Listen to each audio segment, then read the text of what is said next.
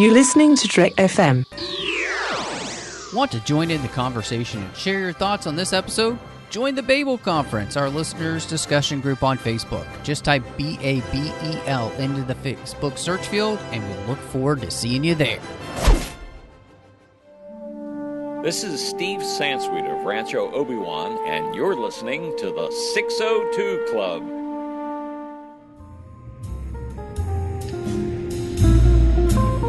There was a little bar in Mill Valley where all the Starfleet trainees used to go. The 602 Club. You know it. I was there more times than I can remember.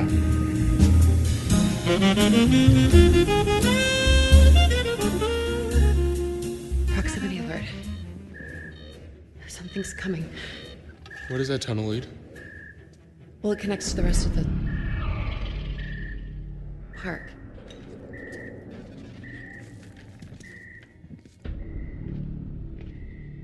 Claire, it's the T-Rex. It's the T-Rex. Stop! It's not the T-Rex.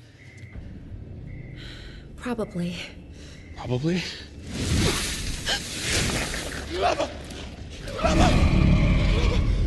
Deep breaths, Franklin.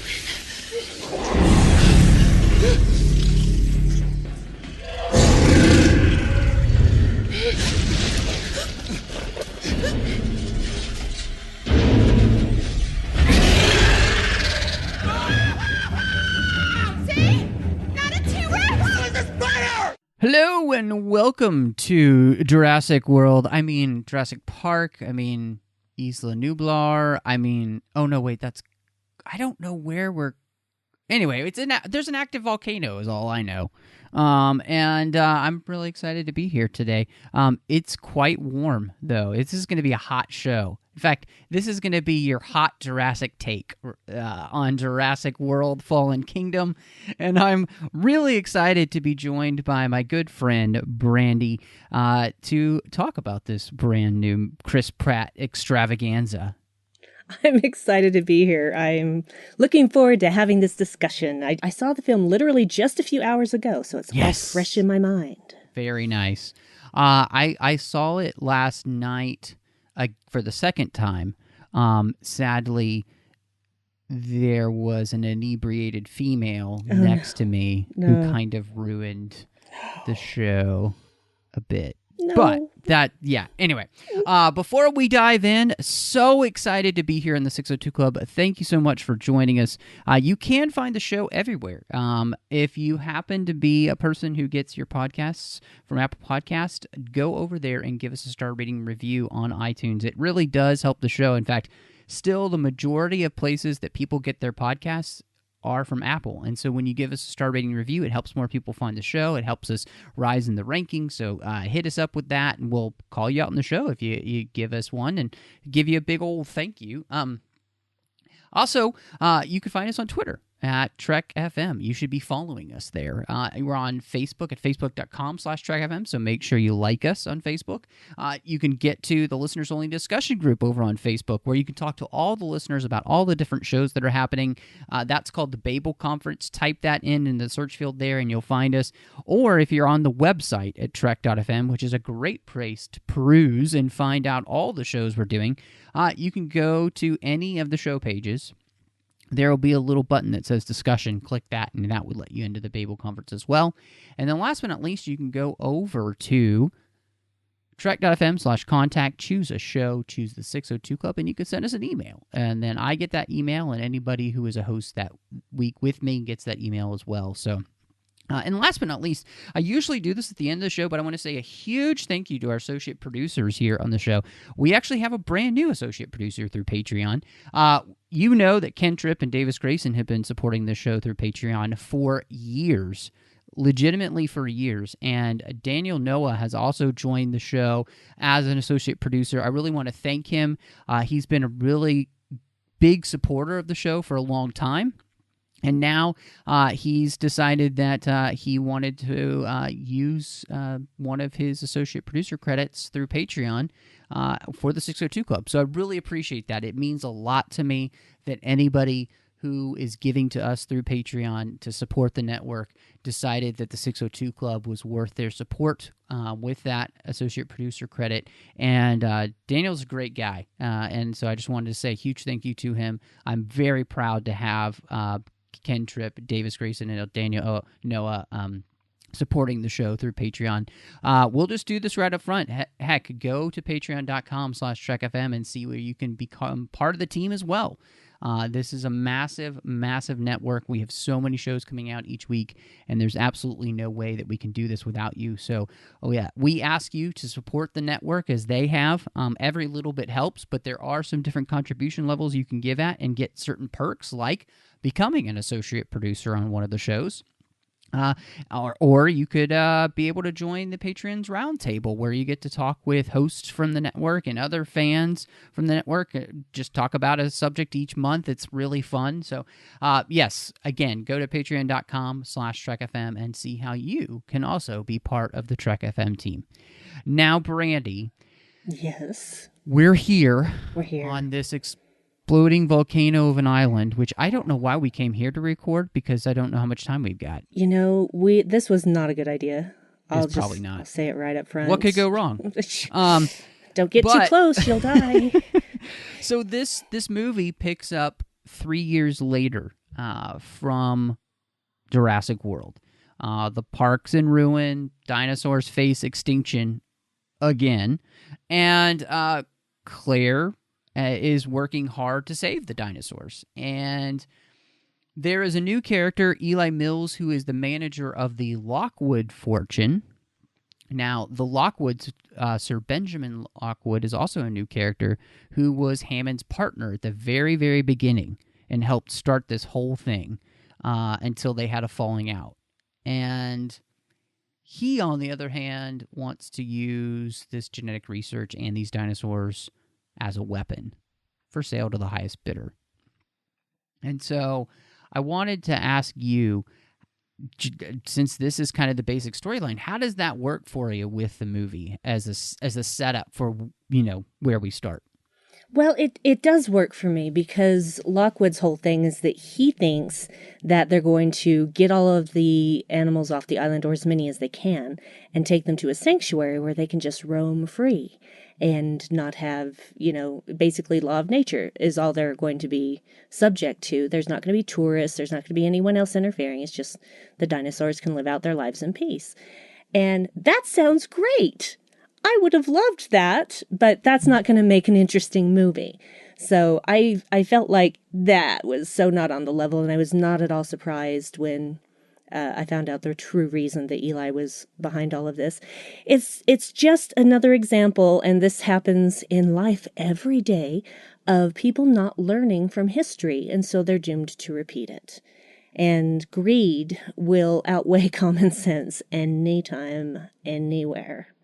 So it's a good premise, and it's a believable premise, in my opinion. Yeah, I think for this universe, and especially where the last movie hinted at the idea that, they wanted to use Owen's research and weaponize it, that there was a dark underbelly to the Maserati Corporation that was in charge of InGen. And you really got this feeling that there was something else going on here with all of this corporate greed. There was an even greedier part of the corporation that was even more evil with what they're thinking about. Instead of just trying to make money off of selling dinosaurs in cages, let's sell dinosaurs as weapons, because that's a good idea. Yeah. And I really like what you point out, that this idea of not learning from history. How is this a good idea in any sense of the word? But so I was reading up, and Colin Trevorrow, who helped, obviously he directed the first Jurassic World, and he helped write this one. I thought that was really interesting that they were inspired by Grant's quote from the first film about how dinosaurs and man separated by all these years of evolution. And we're not here to get into the conversation about evolution. Right. So, but the conversation for the movie is that that's such an interesting idea. Like, what happens when those two worlds collide in maybe a much bigger way than just being on an island? And then also, too, this idea was inspired by a mistake made a long time ago, just can't be undone. And so I feel like, to me, the thematic premise of the movie and the way that the storyline plays out, it's exactly what they wanted. I really think that it's a strong premise for a film, and it makes a lot of sense why the rest of the action happens in a way that I don't hate The Lost World, but I also feel like the reason for bringing the dinosaurs off the island is just as dumb, if not dumber, than like making weapons. Like, oh, it didn't really work on an island, so let's bring them to the mainland because nothing can go wrong there. No, nothing's wrong with the T-Rex tromping about through the suburbs. That's just fine. Because that T-Rex is going to get loose. It's just a slow Tuesday, you know. Good grief. It's going to get loose. Come on. Well, I mean, and I guess, that's the thing where I guess the plot, too, here, where, the dinosaurs are not meant to get loose whatsoever. These dinosaurs are being shipped there to be sold so that they can go to other people who will do whatever it is they'll do with them, which is most likely going to be to find ways to weaponize them, which, of course, is very dangerous. But it's not an idea of like, oh, we're going to bring dinosaurs and we're going to put them in a park on the mainland where if they get out, the carnage will be ridiculous. So to me, it makes more sense. It does make more sense, and it's completely believable that there are people greedy enough and eccentric enough that they want to buy a dinosaur. That makes perfect sense. Rich people have nothing better to do with their money than do really weird, bizarre things. Heaven forbid you help the human race. No, let's buy some dinosaurs and hunt them in our self-made jungle. I don't know what they were going to do with them, but they were not good reasons. I'm sure that no one who bought any of those dinosaurs had a good reason for it. No. And I like what you said there. I think that's a great point, because Chris Pratt's Owen makes that point of, with all this money, you could have cured cancer, you could have done any number of things, but you've decided to weaponize dinosaurs. Yeah. And it sounds really, it really drives that point home when he says it aloud. Because we're all kind of thinking it at this point, but when Owen actually says it and how much money has been spent on this endeavor, and it's just, oh, wow. You could have fed so many hungry people. You could have brought relief to third world countries. But no, you decided to sell and weaponize dinosaurs. How many people could a Brachiosaurus feed, do you think? Oof. I mean, is Brachiosaurus meat good, you wonder? Because I'm thinking like you could feed all these people. Like one Brachiosaurus could feed like... That's not what I meant. But I'm just asking, like, it seems like a good idea to bring these dinosaurs back if, you could feed the entire state of Texas with one, Brachiosaurus, or at least, Kentucky. So, I mean, it's a good sized state, right? So you made me think of something that like is actually kind of a legitimate question. Like, we could really have not only brought dinosaurs back, which is, a really cool thing, right? And this is a question, it's not on the outline, but I was just thinking about this. Claire says that she still thinks that this was a miracle. This idea of being able to do something like this. And I guess I wanted to pose that question to you. Do you think if that was a possibility, it would be a miracle? Or is it just going to be what, Malcolm has been saying since the very first one, that this is the worst idea in the long, sad history of bad ideas? Yeah, well, that is a very slippery slope because it all depends on who has control over the whole thing and how everything is used. And the thing is that people who do this sort of thing, who would be doing it for the right reasons, say as a food source to feed millions of people, etc., those people are not going to remain in control because they're the people on the ground floor that are creating these things, and they have a much better vision than the people at the top who have the money and the controlling interest in everything. So it's never going to work out well unless you have some really benevolent rich person at the head of it all, and that almost never happens. No, I agree with you. I feel like when you have an enterprise like this, it does feel like it kind of gets taken over by, because even like Jurassic World, Masrani seems to be mostly benevolent in his goal. I mean, he enjoys the making money, but he also seems to care about the dinosaurs. You know, he even asks Claire, how are the animals doing? You know, are they happy? Like, he seems to care about, their well-being and everything. But then there are all these people around him at that point that don't. And I just, I guess it is an interesting thing because, yes, it for all intents and purposes, it would be a miracle for this to be able to happen. Yeah. You know, that's undeniable. But would it actually be a miracle in the sense that would it be a good thing? And of course, I guess, that's what these movies try to explore in some way. And I think that's what makes, the whole series so interesting. And it's one of the things that really, I think, made Michael Crichton's original book so groundbreaking. And it's actually still, I read it recently in like the last year or so, reread it, and it's actually still really relevant. And mainly it's because I think the whole question about these films, and especially I think even here in Fallen Kingdom, we're really asking about our responsibility. True. Like, what is our responsibility with the things that we create? And in the movie, I thought it was really interesting that at the beginning, there are all these people who are trying to save the dinosaurs because they do feel that we as humans, since we created them, have a responsibility towards them, and therefore we need to protect them. And I thought that was just, to me, that was a great way to start off this whole conversation of responsibility. It is. And the fact that Claire now feels that responsibility, that change happened in Jurassic World. And it didn't happen until she and Owen were going through that big open area, the big plains, and there were all these dead dinosaurs that the Indominus Rex had killed just for the sake of killing.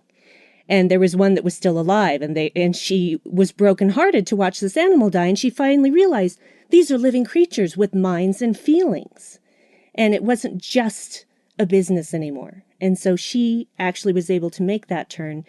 And I think part of what she is doing is burying that guilt that she feels over what she did so that she doesn't have to deal with that and just focuses on saving these animals now. Yeah, I think that is a good point because, Claire gets reminded by Mills saying, I'm not the only one who's exploited these animals for money. Oh, yeah. You put them in cages and had people come ride baby triceratops and stuff for money. I mean, so it is a good reminder. And I think what I liked was the film did a good way of showing you how much she had grown because her goal then was to rectify that mistake in much the same way that Hammond in the first movie, in Lost World, his goal is to rectify the mistake and allow the dinosaurs just to be on the island by themselves and not be touched and just live out their days and be peaceful. Mm-hmm. That's exactly, it's perfectly mirrored, I think. Yeah. And I thought it was interesting too because then the question was like, okay, so you have to ask these things. So do extinct animals, do they have the same rights? I mean, because we brought them back through science, I thought the question actually was really interesting, brought up, is the volcano an act of God meant to correct the mistake that we made? Like, which is a great question, it's a an act of God. That's what we call those kind of things. And the world wrestling with this as the time runs out for the dinosaurs, I thought was fascinating because they are all great questions. And there is, in the end, you can't put the dinosaur back in the egg. No. You know? No, you can't. But at the same time, the way that I look at that is, if that island was full of any other kind of animal or humans, they would have been evacuating that island long before that volcano was starting to erupt. But because these are a man-made creation, suddenly they're not as important. Suddenly they don't have the same rights. That is the argument that there is. And where do you draw the line as to what deserves to be alive and what doesn't? How do we get to make that choice? Just because we think we're the dominant species? We're not. We're outnumbered by a lot of things on this planet. A lot of things. But we think we're the smartest, and we think we have the right to make those choices for those animals. And I don't know that we are smart enough to do that. You know, it really, I think something that I saw, because they throw at Owen that he's responsible for this whole idea of like weaponizing the dinosaurs and everything. But the thing that I was really struck by with Owen is how, you know, he's a animal behaviorist and psychologist, like figuring out how animals think and all that stuff. And what I thought was beautiful, I really loved them playing the videos of him training the raptors and seeing his relationship with Blue and how she had responded to him. And she was really, her intelligence was being formed by the relationship that he was cultivating with her. And in many ways, for me, as somebody who's a person of faith, it reminded me of kind of what the Garden of Eden was supposed to look like, right? The whole point of that, the gift that Adam and Eve had been given was that they would have this kind of relationship with the animals. They were meant to be the ones who took care of everything. They were supposed to be the stewards. They were meant to be. They were called to be the ones who had dominance over, but not dominance in a sense of like in a bad way. Yeah. It was in this kind of way where it's a mutually beneficial relationship. And Owen crafting that with Blue was really beautiful.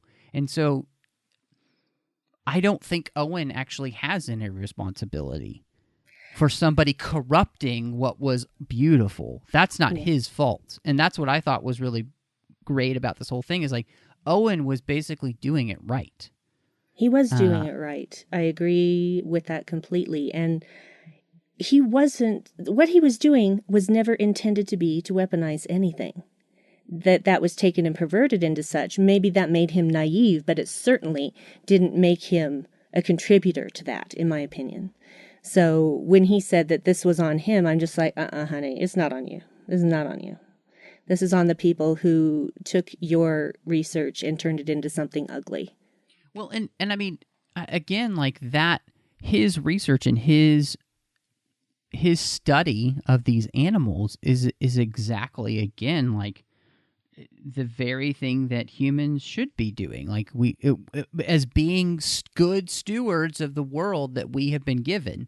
And our goal is not, it shouldn't be to exploit animals, but to have a mutually beneficial relationship with them. I mean, that's what we see with domesticated animals like horses and, you know, those kind of things. Like, I think that's the beauty is when that relationship really works to the benefit of both, you know? And something about the way Owen was working here was really beautiful. But, you know, again, I saw this great quote from Trevorrow where he's talking about, you know, the dinosaur auction was meant to kind of like the worst instincts of man were revealed. You know, our basest nature, which is not good, obviously. It is evil, and you can see it in this movie, which is the first film was all about this kind of corporate greed, and then he said, this movie is just about human greed. Yes. And you see that. And this whole idea of like responsibility, I liked the metaphor of this film because what do we do with what we create as human beings? Whether it's technologies, is it cities, is it political structures, is it our children? Like, like when you think about humanity and our act as creators, how do we then treat our creations, and how does that reflect on us? True. And that's the thing that I think was the hardest for me to reconcile. I can understand both sides of the argument. I can understand Malcolm's argument. I can understand Claire's argument. I just don't want to see any living thing suffer simply because they were created. Now, nothing living ever necessarily asks to be created. We all come from a creator of sorts, whether it be parents or what have you. So if it's something that's living, it didn't necessarily ask to be here. Someone made conscious choices that resulted in this creature being here. And now you're the parents. You are responsible for that creation. And you have to step up and make that creation, not suffer. Have a life. Otherwise, you're a monster. If you're creating something just to exploit it, that makes you a monster. Yeah. Well, and I think, when we think about this in terms of like technology, when we think about this in the ways that we live, the political structures that have been created throughout the world, when we look at different ways that humans organize themselves, when we look at how we treat our children, I think that what we see here in the film, there are two ways that you can do things. You can treat everything as if you are a consumer, and you see everything through the lens of what something benefits you in the end, or as what it gets you monetarily. Or we can be stewards and people that think about the implications of our actions of creation and how we're accountable, because then we are the creator. And this movie shows two different ways, and we saw Owen being accountable. He didn't even create Blue, but he's accountable for her, the way he treats her, the way he treats all of the raptors he was in charge of, and the first movie kind of, Claire was the juxtaposition to that, the person who it's just about the money, it's just about what they bring in, and now they're on the same side. But this movie continues that trend where we see even a further degradation through consumerism of how we're going to treat something. And I think, I don't know, to me, this movie seemed to be a pretty damning look at our society and just how consumerism really has, in so many ways, damaged us as a society and as a people, because that's how we see everything. And that is, it's kind of killing us, I think. It is. We will be our own destruction. But the way that they treat the dinosaurs in this film, you could remove dinosaurs and put in a bunch of different other living exotic animals that we have on this planet today, and it's just as horrifying. And they were putting these poor animals into cages where they couldn't even turn around, where they could barely lie down, if that. That is cruelty. That is cruelty. They were being not just horrible people as to not caring where these animals went, but they didn't care in what condition they got there, as long as they were still breathing. They didn't care about them really being fed or having any comfort, being able to lay down. They didn't care about any of that. All they cared about was their bottom line.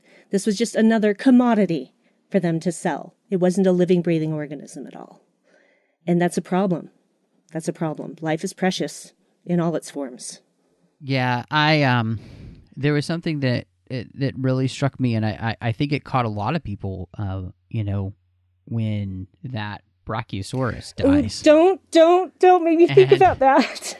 And it was really heart-wrenching, because you see this thing that we have created, and I just, again, like, I like what you said. You can substitute so many things. You can substitute the way we treat children, born and unborn. You can substitute like you said, you can substitute any animal species that we are mistreating. You can substitute any people group that we're mistreating. You can substitute like any technology that we are misusing. I mean, like I think the resonance of what they're doing in this film is really strong in that, and I was really moved by that scene both times that I saw the movie, because you just see us as a species continually opening up Pandora's box and pretending like everything's going to be okay. Yeah. And you know, what I also really liked too is that, you know, you can substitute like the question that becomes in this movie, and as Trevorrow said, you know, how do you go back? You know, you can't just undo what you've done, and so we have how do you deal then? What does the new world look like when you have things like what we've done, which is, you know, atomic power and, you know, all of these different types of things that we just keep creating things without, you know, it all comes back to what Malcolm said at the beginning, in the first movie, you know, about how you've created this thing and your scientists were so busy thinking about whether they could, they didn't stop to think if they should. Mm-hmm. And it just, this movie really, I think, continues to drive that stake home with perfection, I think. Yeah. Well, it's, to me, that scene with the Brachiosaurus was really, really hard for me. And in fact, my husband knew. He just like reaches over without even, I didn't say anything or anything. He just reaches over, takes my hand, and I'm like, dang it. It's like they took that scene from Jurassic World and made it 20 times worse. So, because I'm a bleeding heart. So, oh gosh, I'm getting emotional about this again. I'm so sorry. No, it's okay, because I felt this, you know, I felt the same way that you did when I saw that scene. I was just like, it brings you all the way back to Jurassic Park, where the first dinosaur that you see full on is the Brachiosaurus. Mm-hmm. And, you know, the last one you see on the island is a Brachiosaurus. And it's just, it's a really, I think it's a really effective way of kind of bringing us full circle on where our responsibility lies, how we're accountable, and the realization that we as creators, as human beings, because we have the creative energies that none of the other creatures on this planet do, that does put us in a place of dominance, but that also puts us in a place of importance. Yes. In the sense of, we're the only ones who can be held responsible because we're the only ones who don't run just on instinct. And therefore, that makes us responsible for the rest of this planet. And we do a pretty crummy job of that. We really, really do. We do. We suck at the whole God thing, don't we? Yes. So, and I like that you said that, because I think this is one of the things that the Jurassic Park and Jurassic World movies really do a great job of, is that they continually drive home the stake. We are crummy gods. We really, really are. And that point has been driven home in movies since time immemorial. Well, since movies have been around. But this one, I feel like it puts it so much in your face, which it needs to be. It needs to be in your face. It's a mirror that they're holding up to us saying, you know, get your stuff together. There are bigger problems than the differences between us. We need to take care of this planet and everything else on it, or it could all go away. It could all go away. And nobody ever thinks that far. Nobody ever thinks that far. They're always caught up in their now and the immediate future, and they don't think about anything past that, past their own sphere. And that's not the way humanity should be. That's not the way this planet should be. Ugh. Sorry, I'm getting on the high horse now.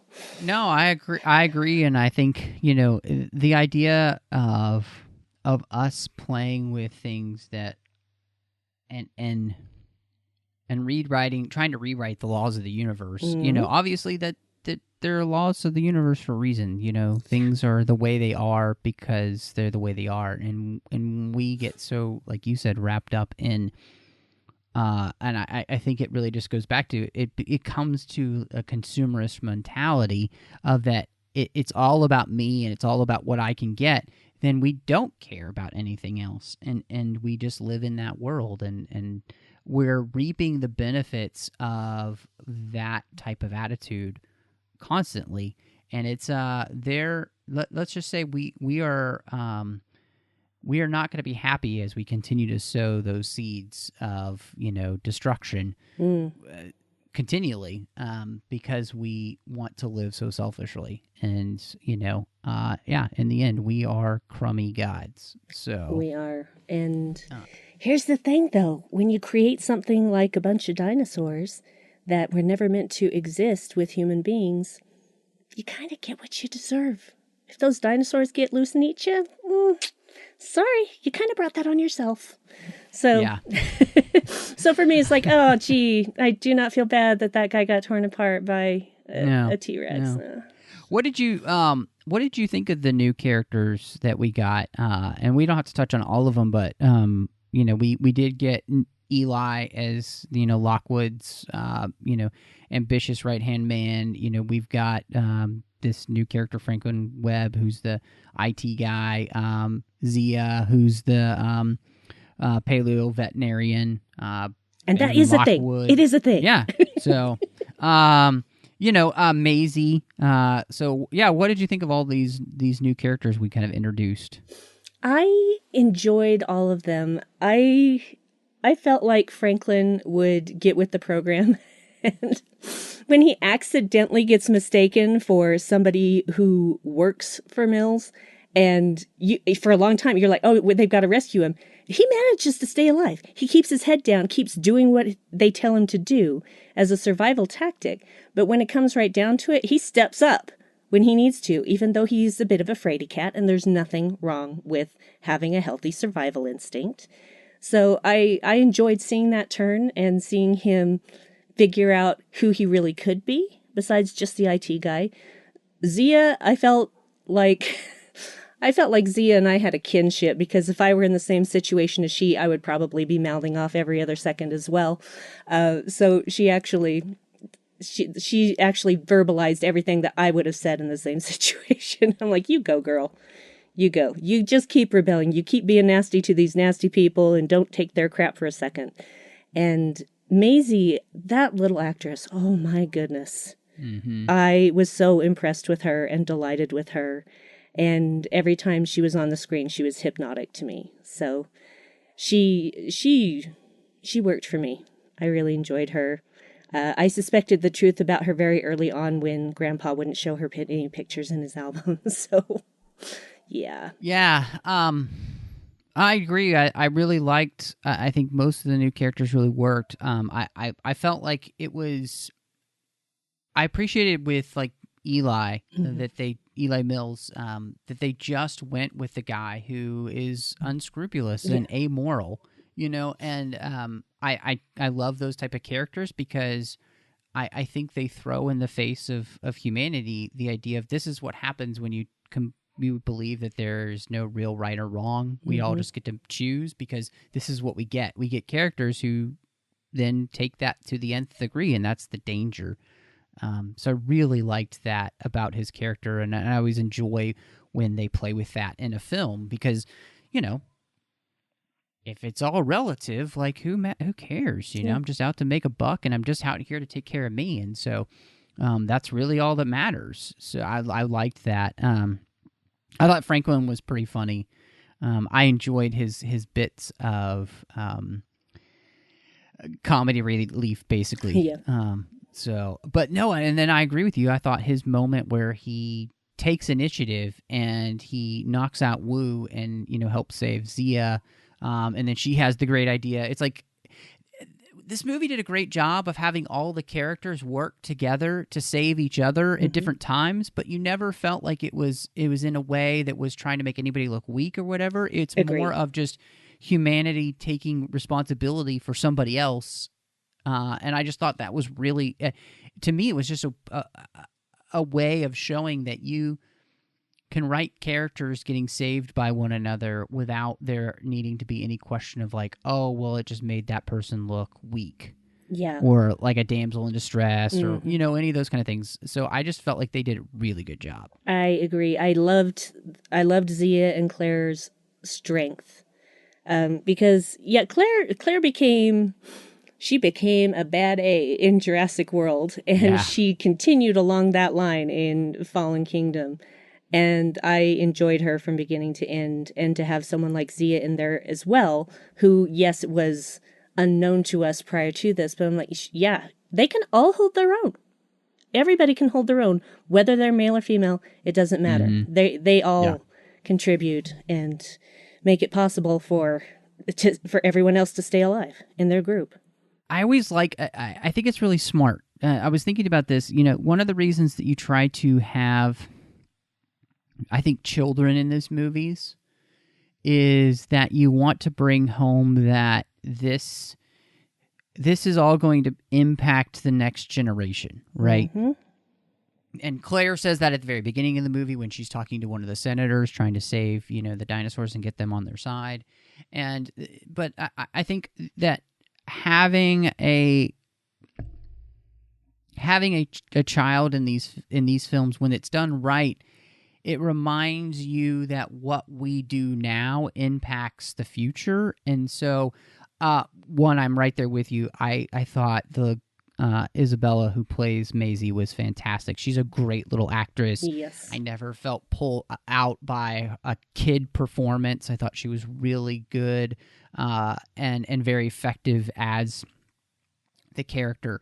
But I also felt like they did a great job of making us feel like, goodness, we are screwing up the world for the next generation, and then you can pull yourself out of that mindset. Like, how are we doing that now? I mean, look at every single issue just in the United States alone that our government and just the people of our country have pushed down the road for years and years and years, to the point where we're going to get to one of those next generations where they will not be able to handle all that we've passed down to them because we just haven't taken care of business and done what we needed to do. And so I think, again, having a kid in these movies helps bring that forward.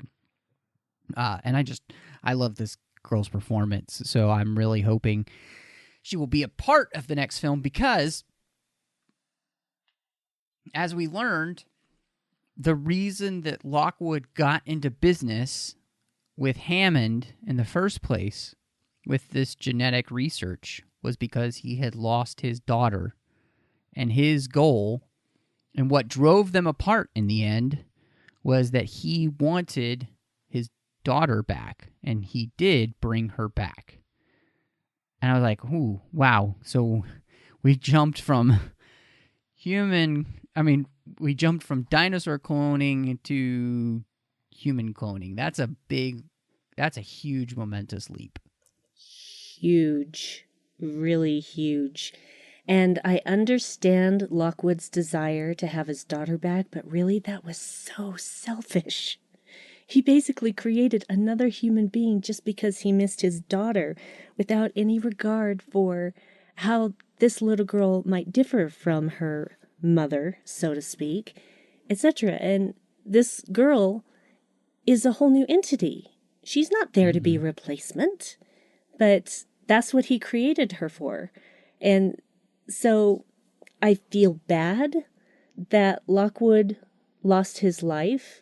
And that was when I knew, full on, that Eli was completely without any kind of morals whatsoever, even though I already thought so. I thought, yeah, it's not going to be too long before he smothers that old guy with a pillow. Oh, wait, he's picking up a pillow. Oh, dear. So, and I just, I understand why he did it, but at the same time, that was not the right thing to do.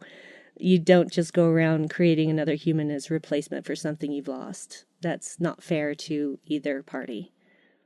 I did like, however, that when she came and tried to tell him what was going on, he brushed her off at first, and I thought, oh, why don't people ever listen to children? But then the very next day, he is doing what he said and taking care of it the next day.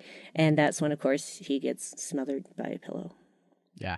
No, I liked that as well. I thought that was really nice because instead of it being that cliche, it was actually he realizes that something's up, and you get the feeling as though that the housekeeper and the woman who's in charge of taking care of Maisie and the household and Benjamin Lockwood has possibly been helping him find out what happened.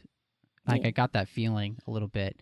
And so, yeah, I thought that was really strong. And what it was really fascinating, too, because one of the things, and I didn't necessarily totally pick this up, but when I started reading about what their idea was, one of Trevorrow's ideas, especially kind of moving into the last film of this trilogy, is going to be, well, what if, the engine company is basically the Mac of computers, right? But then what if you have other people who now have this genetic ability, and it's kind of like the open source PC world? Like, what happens when this power is unleashed on the entire world and we legitimately create Jurassic World? And of course, obviously now we have human cloning mixed in with that with Maisie, and it's like, oh, this is not good. I got a bad feeling about this. Absolutely. And the thing, it's brought up in the film. Wu actually brings it up in the film when they're selling the prototype of the Indoraptor. And they're like, it's a prototype, you can make another. And he's like, yeah, and so will other people. And just that one line. And it seems like a throwaway line, but obviously I felt that was super important. So, yeah, now we're in a place where it's like the whole nuclear arms race. One person makes it, and now everybody has to have one so that no one will use it. That's not how it works with dinosaurs, guys. It's not going to work the same way. It's a living creature now. Well, and it's so interesting because it brings you back, to what Malcolm said in the first movie. Before you even knew what you had, you patented it and you packaged it and you're slapping it in a packet, a plastic lunchbox, and now you're selling it. And yeah, we've gotten to that point now where the power has been unleashed on the world in the same way like atomic power is unleashed on the world. And obviously, atomic power has had benefits, right? Like, from power plants and all sorts of stuff like that, there have been benefits. But there are also always ways to take something and corrupt it. And I think, the danger here now is that we can have this type of corruption. Like, I don't even want to think of the genetic power that they're using for these dinosaurs, how that could be used on human beings too.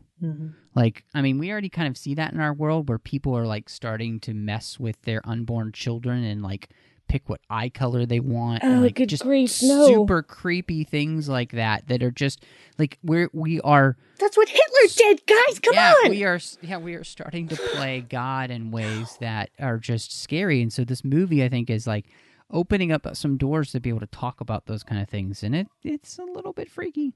It is a little bit freaky. And even things that have good applications like nuclear power, still bad things have come of that as well. Even the positive sides. For instance, one of the first nuclear reactors in this country was built at a compound not very far from the city of Arco, Idaho, where my father grew up. And they didn't know as much about shielding as they do today. That reactor did have a partial meltdown at one time. All of my father's family at one time or another did work at that reactor, and nearly all of them have died of cancer. There is one of the 9 original children left, and almost all of them died of cancer in some form or another. There was weird red dust on their crops every year. Stuff like that. When you're just starting out with something there needs to be so much more oversight than there can be sometimes. And yes, there can be too much oversight to where there's no progress. But at the same time, make sure you're not killing people with your creations. Well, yeah, and I think that's the thing, like understanding and working towards an understanding of the consequences of your actions, and I think we are clearly seeing just throughout the movie that there's this whole lack of respect for consequences of actions. Yes. But that's mirroring what we also see in the world. And so, and that once something is unleashed, you cannot put it back in the box. Nope. So that's where we get into trouble. What did you think, just kind of speaking in generally more about the movie itself, like with the action and the effects and the music, since this is a big, summer blockbuster type film, how did you feel all of that stuff worked for you? I did enjoy it. I felt that the effects were good. When you go back and watch the original Jurassic Park, and for the time that it was made, you think, oh, well, these effects are going to be hokey. Oh, my Lord, they still hold up. And so I feel like, in a way, they were trying to get back to that, where everything just looked really realistic. And I felt everything looked really realistic. So, because they were back to using a mixture of digital effects and practical effects, which is, I think, what you need to do. And this movie actually had the most animatronic dinosaurs of any of the films. And it works. It works. And so I really enjoyed that. I won't go into the whole volcano thing as far as everybody would have been dead several times over in real life, but the actual eruption of that volcano was done extremely well. Extremely well. I really enjoyed not just it coming out the top, but it splitting out the side, because that can happen. And it happened in Mount St. Helens. Yes. So it just blew out a side. It couldn't blow the top. I live not far away. Yeah. Blew out the side. So I appreciated the realistic effects there, because it scared me. Volcanoes scare me. That's why I like to know about them. And knowing about them doesn't make them any less scary. But I appreciated pretty much all of the effects. I never at any point felt like, oh, well, that's fake. I was just enjoying the movie. So.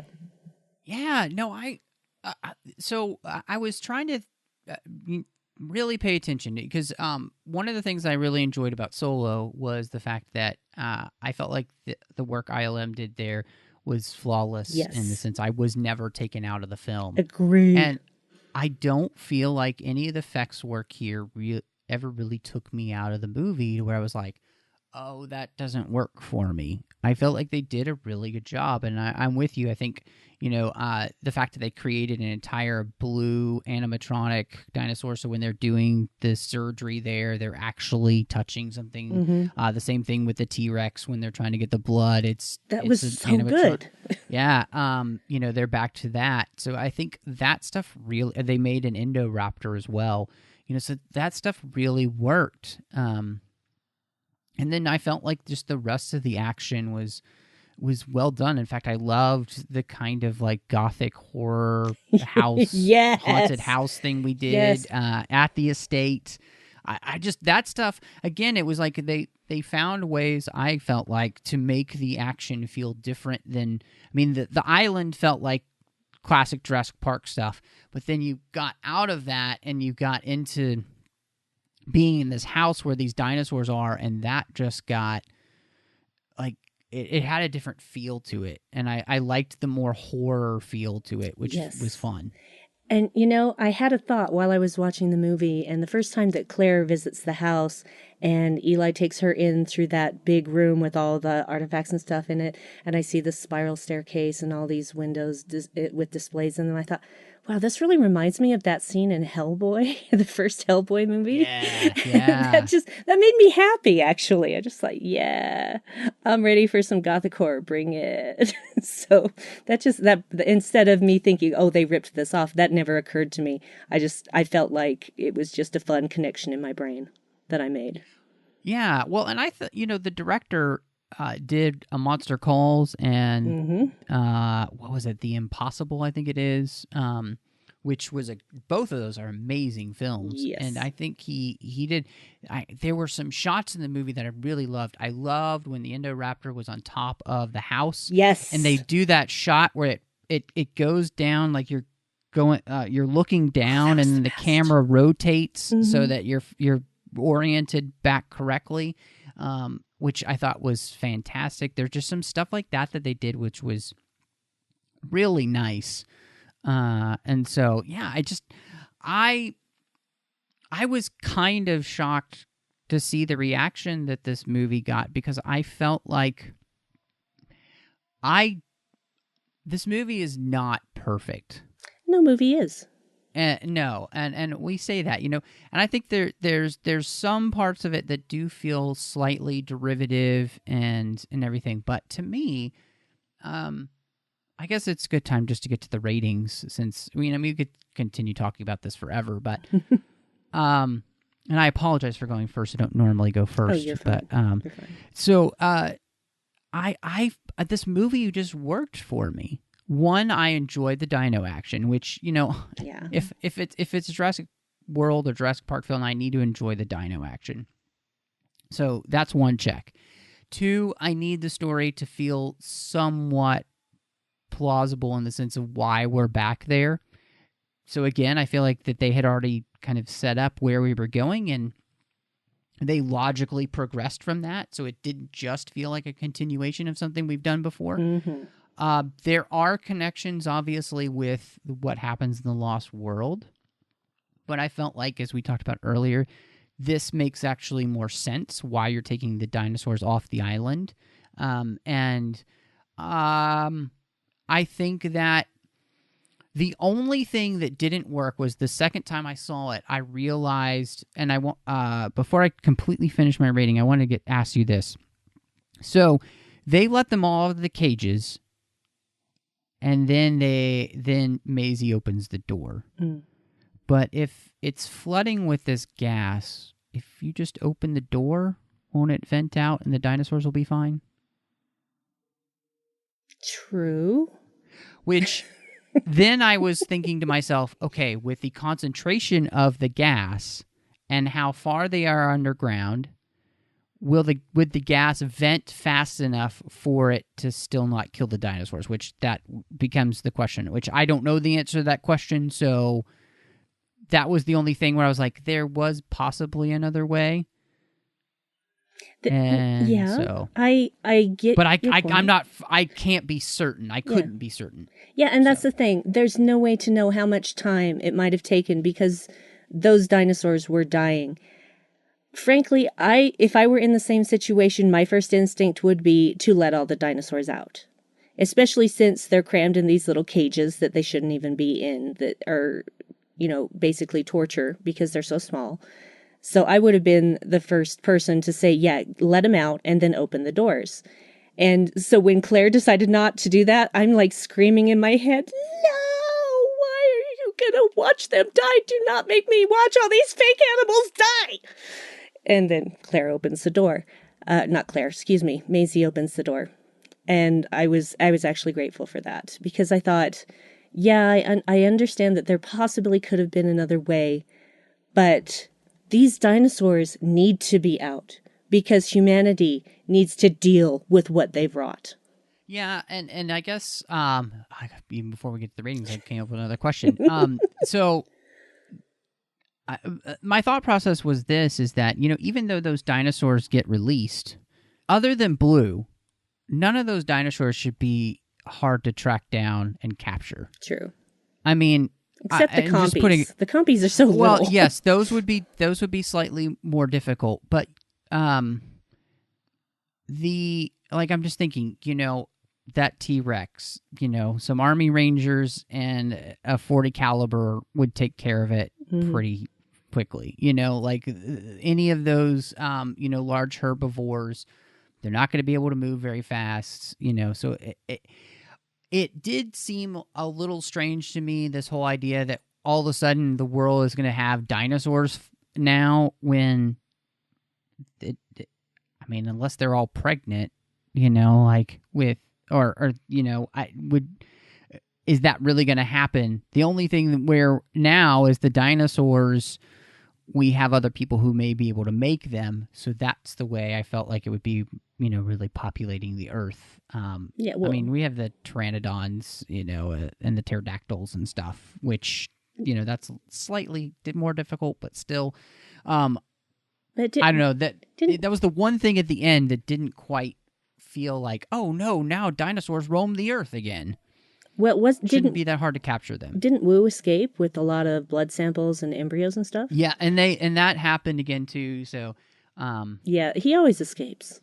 yeah, but just the idea that like, oh no, these dinosaurs escaped and we can't catch them. Like honestly, again, the only one who should be very difficult is Blue. Well, and the flying ones, the pterodactyls or pterodons, would be really hard to catch.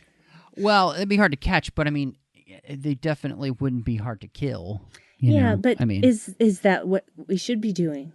Well, that's and the thing. I mean, again, yeah. I guess in the end, I am interested to see how they do this in the next movie. Yeah. For sure. So, yeah. I guess if I had to rate it, I would say, especially talk about now. I don't know. This movie might actually have moved up a quarter of a star just to 4 stars out of 5. Ooh. 4 out of 5 dino eggs. So, because I felt like we had a really good conversation, and if you can have that amount of depth and really enjoy, I enjoyed the movie immensely twice. Like I had a great time with it. I loved being back with Claire and Owen. I think, Pratt and Howard have great chemistry. They do. I think they took those characters from the first movie and they really grew them into the second movie. Yes. They made them even better characters this time, which was nice. And so, yeah, 4 out of 5. So, what about you? Nice. Well, we're actually probably going to be extremely close in ratings. Actually, we're going to be pretty much exactly the same, except mine is going to be 4 Indominus Rex teeth out of 5. Nice. I like that. Yeah. So yeah, we didn't even talk about that dude who was taking teeth, but I was just glad he died. So yeah, I was waiting for that to happen. I'm like, so when the Indoraptor basically had his arm, I'm like, just chomp it off, and then he chomped it off. I'm like, or she. I'm not even sure if it was a male or female, but yeah, usually they make them female. Yeah, but who knows if they've changed that or not? Yeah, it's anyway. Yeah, he deserved what he got. Yeah. So I'm just glad. I don't know. It's so fun that we liked the movie and we really enjoyed it. And, I'll be really interested to see what other people thought of the film. I know it right now, I think on Rotten Tomatoes, it's at 50%. So 50% of the people seem to like it and 50% seem to not like it. So it's very right there in the middle. I'll be interested to see what other people think on the Babel Conference. So. Perhaps those people that didn't like it did not like the mirror it held up to our society. It's a possibility. And perhaps they were just looking for mindless adventure instead of a story. I don't know. Maybe. I always feel that way about, Zack Snyder's first 2 DC films, but that's a whole other discussion. So.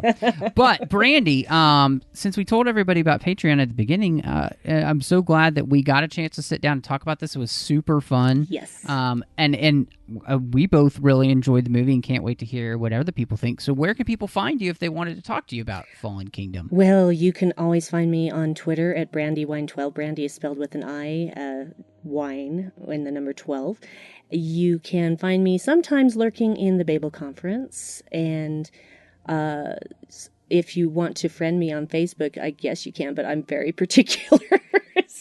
I don't usually become friends with people that I don't know, but if they're friends of friends, you can find me at Brandi Jackola. That's my name. And also, you can hear me on Warp 5 on Trek FM with my friends Brandon Shamatella and Patrick Devlin. Brandon's taking a bit of a hiatus at the moment. He needs some well-deserved time off. And I also do a podcast with my husband called the Dark Corner Podcast, which is at darkcornerpodcast.com. And we talk about various things, including the movies we go see, like Jurassic World, Fallen Kingdom, and we do it from a bit of a darker viewpoint. And it is not for children. You can find me on Twitter at MattRushing02. I'm on Instagram under the same name. You can find me also here in the network, which is Jones, talking all about Star Trek Deep Space Nine on the Orb. I also, on the Nerd Party Network with John Mills, talking about Star Wars over on Aggressive Negotiations, which, honestly, it's just such a fun show. And if you love Star Wars, I think you'd love that show that we do, as we just dive into a Star Wars topic each and every week. I've got Owl Post with Drea Kaufman talking about Harry Potter. We are talking about the series one chapter at a time, and so make sure you check that out. I think it really is a fun show. We're right in the middle of the Goblet of Fire, so make sure you do check that out. And then, last but not least, doing a show with my friend Courtney, where we talk about films through the lens of faith, and that is called Cinema Stories. But thank you so much for joining us. And y'all come back now, you hear?